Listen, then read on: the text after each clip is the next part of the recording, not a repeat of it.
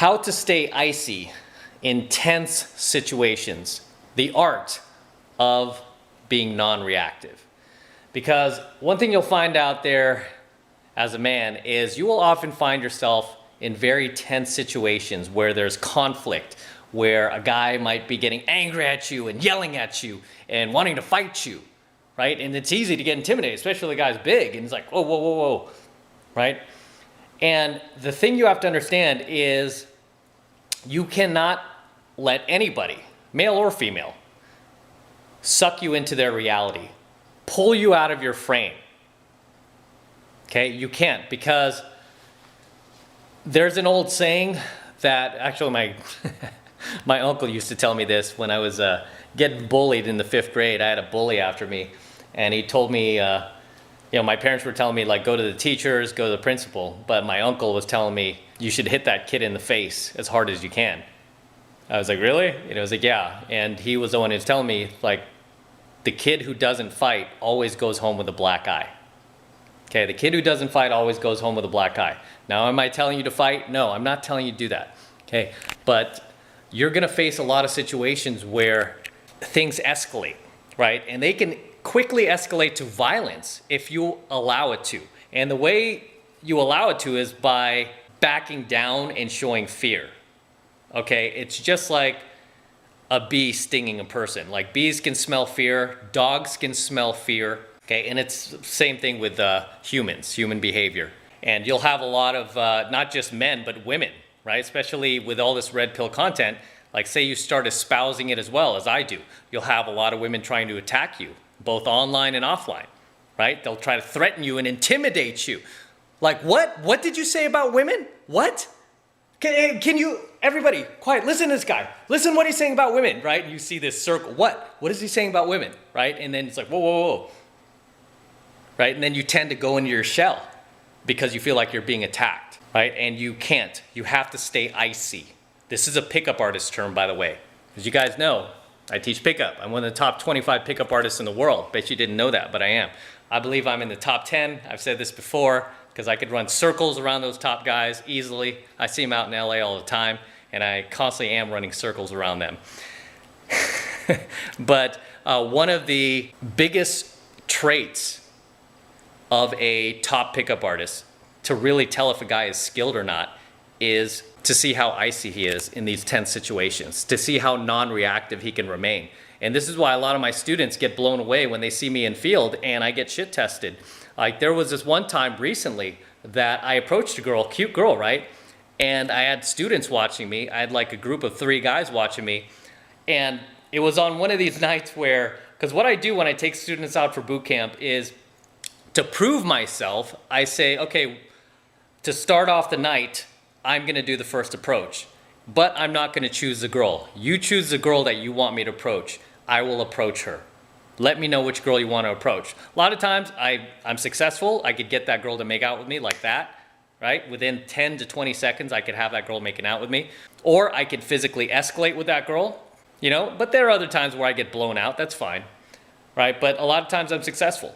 Right, but I let them choose a girl. So recently, one of my students like, oh, what about those 2 girls over there? They're like super cute. And they were like super cute girls. I'm like, okay, all right, cool, I'll do it. They were like 22, 24 years old. I approached them. They turn out to be freaking feminists, man. They turn out to be feminists. And the chick, like, right away, oh, you working your little game on me? Oh, how cute. He's working his game on me. Is that a neg? She knew what a neg was. She was like, are you negging me, mister? She was totally mocking me, right? I just stayed icy. I just stayed non-reactive. I let her get it out of her system. I mean, I didn't leave the set. I didn't eject, right? I didn't eject from the set. I stayed in it, and I stayed icy to the point where she began to feel very stupid and very childish because I was standing there and I was being mature, and I was trying to have a conversation with her. Because normally, I'm pretty playful with a girl, right? I'm pretty playful, I'm pretty uppity. I'm there to bring positive emotions. But if the girl starts giving me like, not a shit test, because I don't mind shit tests. If she starts giving me like a toxic attitude, the playfulness stops. It stops. And then I enter father figure role. I enter disciplinarian role. I enter authority figure role. And I start giving her the, the look. Like, really? Really? So the girl started to calm down. And the more she started to calm down, the more her attitude and demeanor shifted. And really, what the girl was doing, even though she's a feminist and she's been brainwashed to the core, as cute as she is, it's one big shit test. Okay, it's one big shit test, because the reason why she did it so hard, she was mocking, because she's so used to guys backing down, right? Because bullies are looking for easy targets, right? They're looking for people who will back down. Right, even trolls on YouTube, they're looking for easy targets, people who will back down easy. They don't want tough targets. So like a bully on a playground, for example, like the big kid on the playground is not looking for another big kid to pick on. He's looking for the smallest, weakest kids who he knows won't fight back. Right? But once a person realizes, like, oh shit, I crossed the wrong person. There are boundaries here that I shouldn't cross, otherwise there's going to be consequences. That's when they knock it off. So with this particular set of girls that I approached, quickly, like, they knocked it off.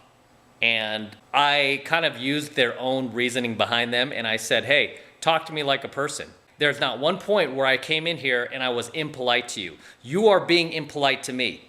I do not deserve that as a human being. Right? I started like giving them that, like the SJW speech. I basically just used their own game on them. Right? And I entered father figure, probably the father that they never had, right? Because a lot of these feministas grew up in single mother households. So immediately they shaped up and they knocked it off. And the girl was like, at one point she was like, I'm sorry for the way I acted. My name's Sarah. And I'm like, okay, fine. Now we can have a conversation. Matt.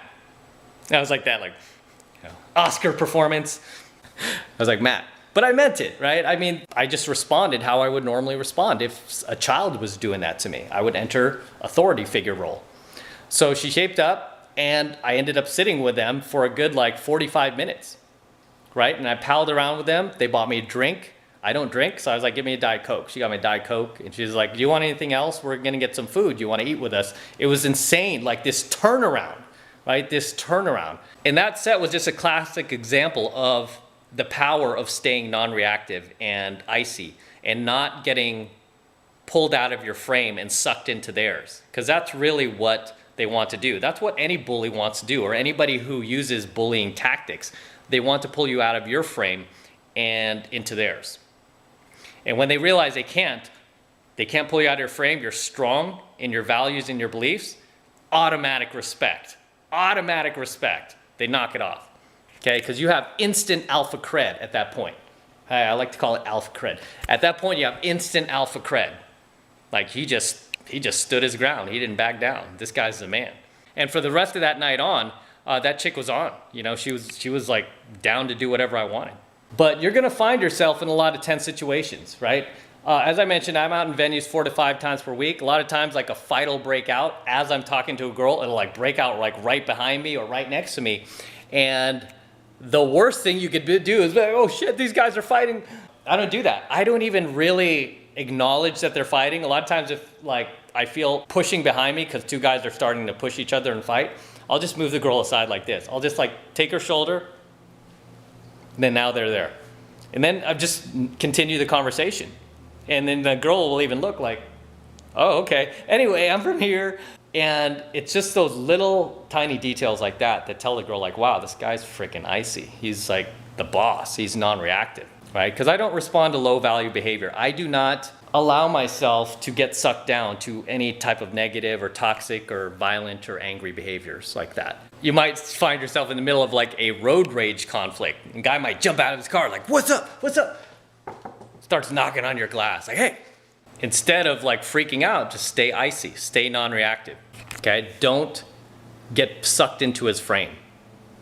I know I've talked about this before. I actually did a whole coaching video on this, how guys love to do this beta male stare down, right? Where you're just kind of looking around, especially at the gym, right? You might lock eyes with one guy, he locks eyes with you, and it's like, who's gonna be the first to look away?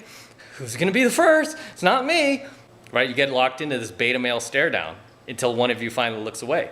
It's a different type of situation, but many times in those situations, I will like high five the guy. I'll say, oh, hey man, what's up? I'll be friendly. And then the guy like realizes he just got out alpha, because all of a sudden his demeanor changes to, oh, hey dude, what's up? I just was saying hi. You know, he realizes like how like low value he was acting, right? So it's a little trick I do when guys do the beta male stare down, especially in venues. But you have to stay icy and non-reactive, okay? Whenever there's a conflict, like a tense situation that you're in, don't freak out like a chick, okay? Because that's your estrogen responding to it. You have to allow your testosterone to respond, okay? Don't let your feminine side respond that way. Let your masculine side respond. Your masculine side is calm, it's calibrated, it's calculated, and it's non-reactive. Whereas your feminine side is emotional, it is uncontrollable, it is angry even, right? Because you see like how most women respond to things, their emotions are just all over the place, you know. Or you see guys who identify more with their feminine side, they're the same way. They bust into these temper tantrums like they're 5 years old, or these emotional tirades like, ah! You know, where men don't act like that, okay? Men are very calm. That's what you get from masculinity. Masculinity is calm. It's not reactive like that, okay? Because little bitches are reactive. Those are the only guys who are reactive, are little bitches. Guys who like I said, you'll be in traffic, maybe there's some road rage. Guys jumps out. What are you doing, man? What are you doing? Screw you. What are you doing? You know, little bitch. It's little bitch behavior. That's a guy. It's a guy who can't control his emotions, can't control his anger, can't respond like a man. He doesn't have that ability to stay icy and non-reactive because he's lacking the testosterone to do it. He's lacking the masculinity to do it. And if you guys want to find out how to increase your testosterone levels naturally, just look here on my YouTube channel for previous videos I've done on increasing your testosterone levels naturally. Okay, because when you increase your testosterone levels, you will be able to just be icy and non-reactive by default. Little bitch behavior like that won't bother you, from both men and women, okay? Because I get a lot of that, you know, online and offline. Obviously, when I'm out there approaching girls, I approach a random feminist, shit like that will happen. Or even a girl who wants to shit test me kind of hard. You just have to stay icy like that. And you'll find that by staying icy, you will avoid a lot of escalation, a lot of physical escalation where it escalates to violence, okay?